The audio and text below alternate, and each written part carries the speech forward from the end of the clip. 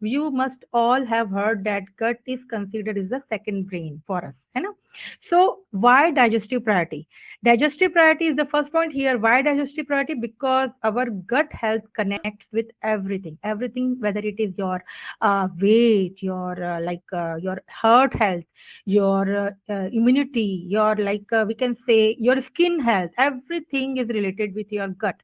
So 70% of consumer globally prioritize digestive health. And this thing actually it drives our market.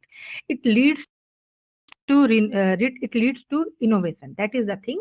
So that is gut health is the digestive priority is very important thing when we are talking about the many emerging trends in current scenario. Okay.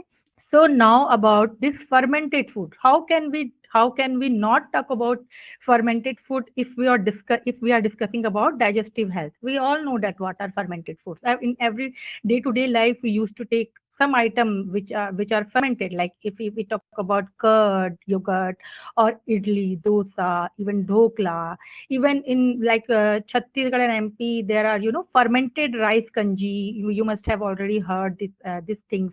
Even nowadays beetroot and that carrot kanji, it is also a fermented thing. So these are Indian. Actually, I am giving the examples of Indian fermented food items, but nowadays is a like it's a globally active phase we are currently going through.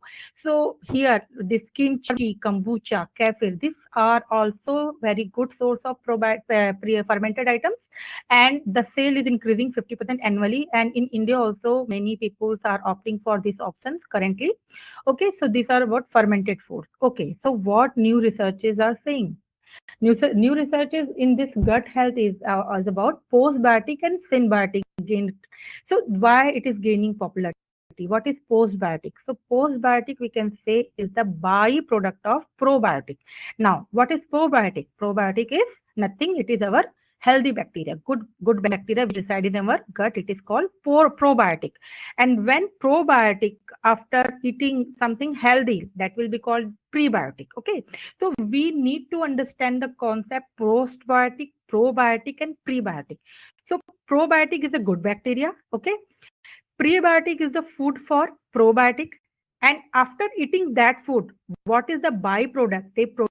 That is called postbiotic. Okay, so what are the examples of postbiotic? So postbiotic examples are small chain fatty acid like acetate butyrate. You must have heard, and that peptides. Why peptides are important? Because it is useful in protein synthesis. Okay, even many enzymes and hormones are also is a byproduct, or it is used for synthesis and synthesizing the product like vitamin B12 and folic acid. So I have experience with many patients when I was working with Daily Bloom, Dr. Reddy's project.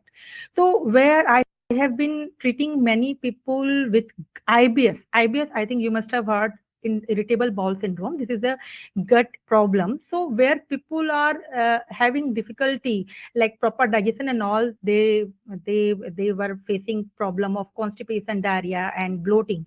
So but the first thing, mostly like most of the patients were having the deficiency of vitamin B12, vitamin D, folic acid. Why it was so? It was because of dysbiosis in their gut. Like there was imbalance between their good bacteria and bad bacteria. So postbiotic production was not there that much in their situation. Okay, so that was the impact, and it was impacting negatively to their overall health. And what about symbiotic?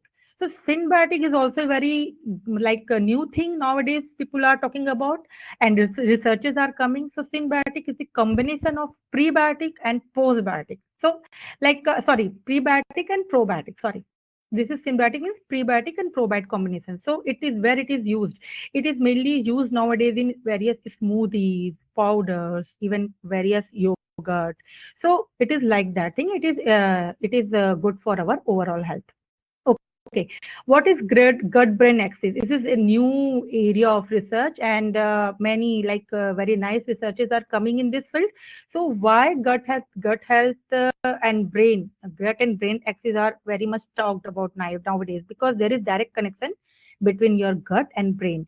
Vagus nerve is the nerve which has connection between gut and brain.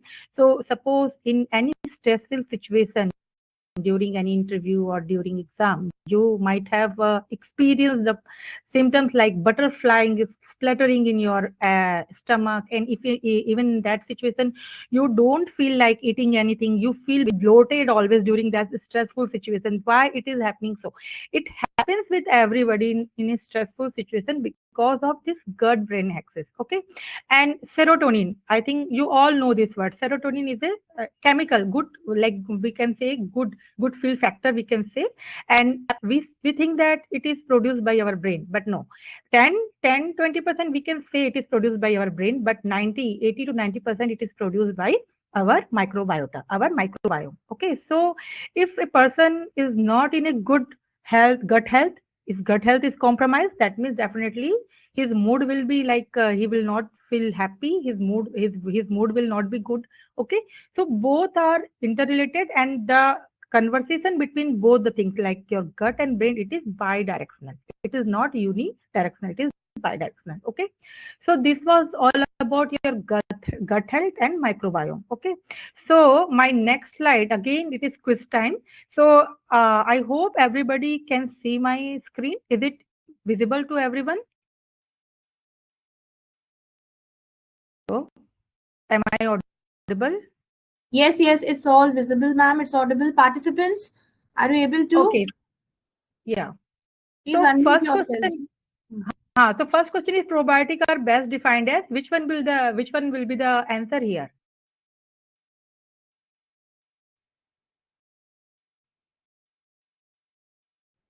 Anyone?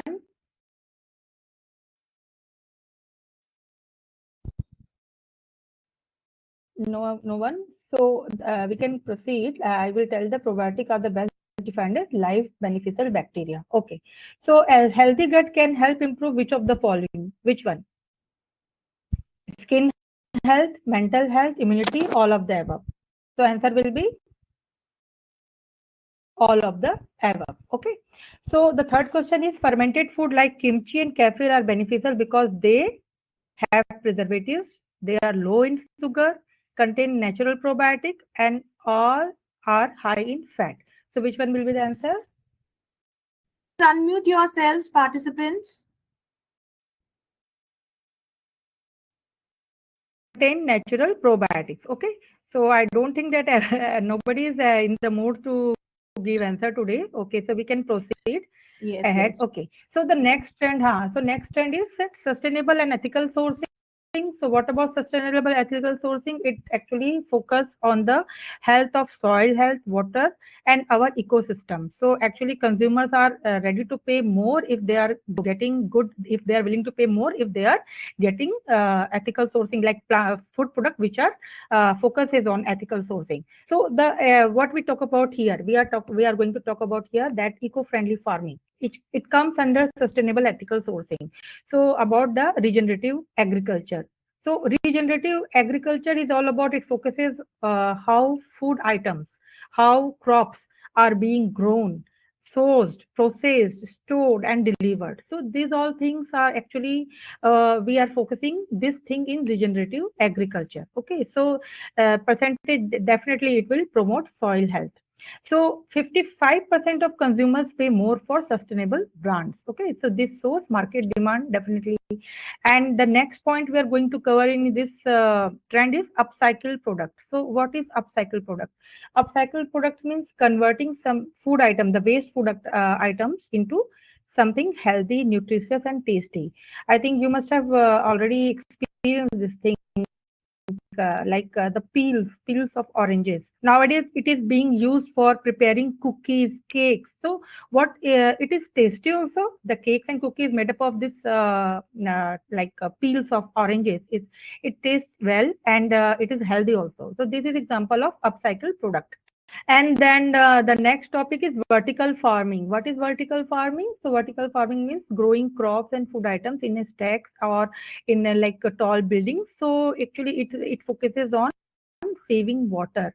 And because how it is, see, you can see in this picture. how it is successful to like control water wastage, because it is actually grown in the closed environment where evaporation is minimum. Okay, so that you can see here, and they use no pesticides, so it is very like healthy for your overall health. So people know that if the any crops or any food product, if they are they are getting through this vertical farming or all the types of method you involved in sustainable and ethical sourcing, they are like very much ready to pay more for that brands. Okay, so this was about sustainable and ethical sourcing.